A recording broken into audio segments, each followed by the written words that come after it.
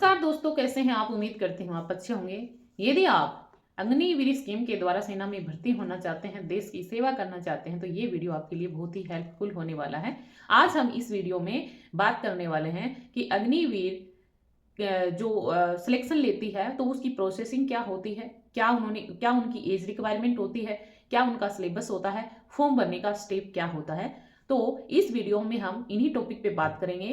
तो चलिए फिर देरी ना करते हुए हम करते हैं पूरे सिलेबस के बारे में बात, एज रिक्वायरमेंट के बारे में बात, और फॉर्म है उसकी प्रोसेसिंग के बारे में बात। तो इस वीडियो को आप स्किप ना करें, पूरा लास्ट तक देखें, आपको फुल समझ में आ जाएगा। सिलेबस, रिक्वायरमेंट एंड अग्निवीर है वो किस तरह से हमें सेना में भर्ती करती है। चलो चलते हैं बात पे।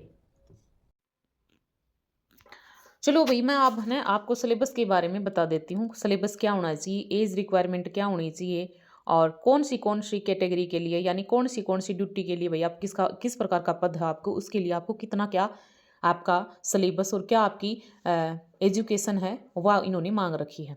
तो भाई अग्निवीर के लिए पात्रता कितनी होनी चाहिए? 17.5 साल से लेकर 21 वर्ष की आयु होनी चाहिए और 10वीं या 12वीं पास होना जरूरी है। पद के अनुसार 45 से 50% अंक के साथ उत्तीर्ण होना चाहिए। शारीरिक दक्षता भी जरूरी भाई, इसमें फिजिकली और मेडिकल दोनों टेस्ट होते हैं। ठीक है, आप अब अपना जो एग्ज़ाम है वो किस प्रकार से कंडक्ट करवाती है? तो भाई ये जो एग्ज़ाम है ये ऑनलाइन कंडक्ट होता है। फिर इसमें विषय कौन से होने चाहिए? तो इसमें सामान्य विज्ञान, गणित और विज्ञान विषय मुख्य हैं। ठीक है, अब सामान्य ज्ञान में आपको पता है कि भाई geography, polity, history, static, GK और करंट अफेयर हैं, ये इंक्लूड होते हैं सामान्य ज्ञान में। गणित का सभी को पता है भाई, गणित एक सब्जेक्ट है और विज्ञान के मुख्य विषय होते हैं। ठीक है भाई। उसके बाद में देखो आयु सीमा क्या है। आयु सीमा है इसकी 17.5 वर्ष से लेके 21 वर्ष के समय। मान लीजिए उस टाइम पे अपनी भर्ती हो रही हो या अपनी भर्ती कंडक्ट हो रही हो, उस टाइम पे अपनी एज क्या होनी चाहिए? 17.5 साल से लेके 21 वर्ष के बीच के आपको, तो आप अग्निवीर का फॉर्म फिल कर सकते हैं। अब शैक्षणिक योग्यता है वो पद के अनुसार है भाई। अब जैसे आपके पद हैं उसके अनुसार शैक्षणिक योग्यता आपकी कितनी होनी चाहिए।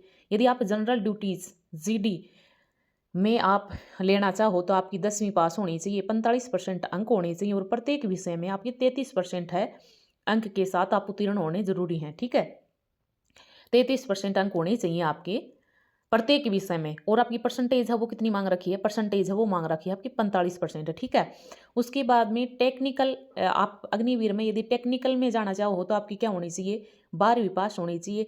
विज्ञान स्ट्रीम से आपने विज्ञान स्कीम के द्वारा आपने 12वीं पास करी और आपका अंक है वो कितने होने चाहिए? 50% अंक होने चाहिए। आपके पास में भौतिक यानी फिजिक्स के और केमिस्ट्री और गणित और अंग्रेजी के साथ आपकी न्यूनतम जो अंक हैं वो होने चाहिए 50%। ठीक है, उसके बाद में यदि आप क्लर्क, स्टोर कीपर और ये बनना चाहो तो आपके पास में क्या होना चाहिए? 12वीं पास होनी चाहिए। किसी भी स्ट्रीम, कला, विज्ञान में आपके 60% अंक होने चाहिए। ठीक है, ये भी हो गया भाई।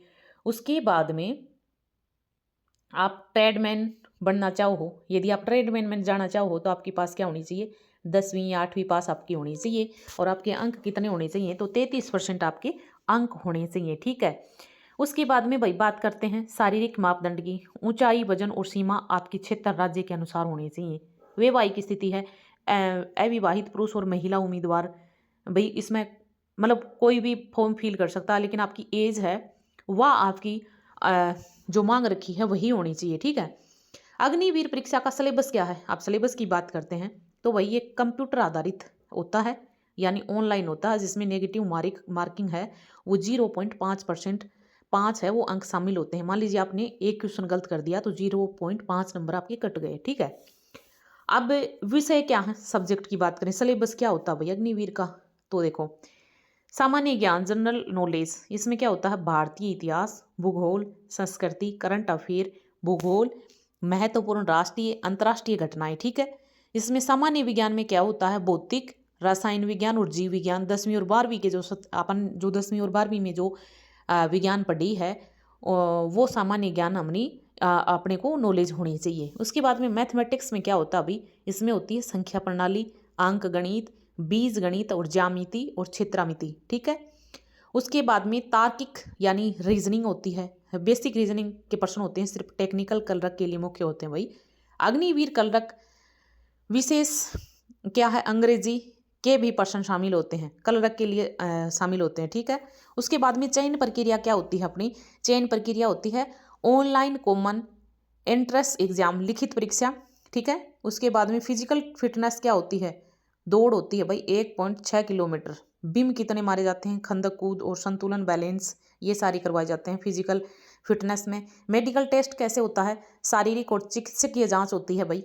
दस्तावेज सत्यापन क्या होते हैं, शैक्षणिक और जातिक जो डॉक्यूमेंट वेरिफिकेशन है, वो शैक्षणिक आपने 10वीं 12वीं आपने किस का वो फॉर्म फिल कर रखा है उसके अनुसार आपकी जो शैक्षणिक योग्यता होती है और जाति प्रमाण पत्र अनिवार्य होता है। तो भाई ये बात कर ली है हमने अग्निवीर के सिलेबस की, और इसकी एज क्या है और किस तरह की हमने कितनी हमारी क्वालिफिकेशन है, ये सब इसके बारे में बात कर ली। तो भाई जो भी अग्निवीर के द्वारा सेना में भर्ती होना चाह है, जो भी देश की सेवा करना चाह है, तो आपके लिए ये वीडियो बहुत ही बेनिफिट होने वाला है। और तो भैया आप लग जाओ, और आप फॉर्म फिल करना चाहो तो कर सकते हो।